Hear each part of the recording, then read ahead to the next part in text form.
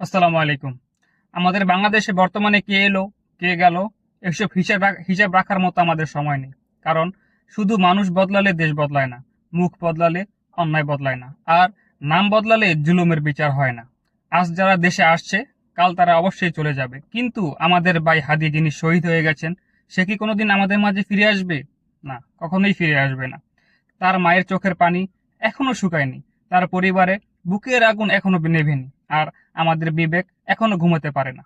এই দেশ তখনই বদলাবে যেদিন একজন নিরপরাধ মানুষের রক্তের বিচার হবে, যেদিন হত্যাকারীরা ক্ষমতার ছায়ার ছায়ার তলে লুকাতে পারবে না, যেদিন অন্যায় করলে তার একটাই শাস্তি, তার তার বিচার করতে হবে। এবং হাদির বিচার শুধু একটি পরিবারের দাবি না, এটা আমাদের বিবেকের দাবি, এটা ন্যায় বিচারের দাবি, আর এটা আগামী প্রজন্মের নিরাপত্তার দাবি।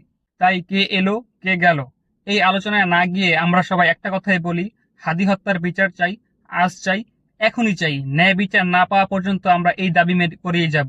এই দাবি থামবে না, আমরাই চালু রাখবো, ইনশাল্লাহ। ইনকালাব জিন্দাবাদ।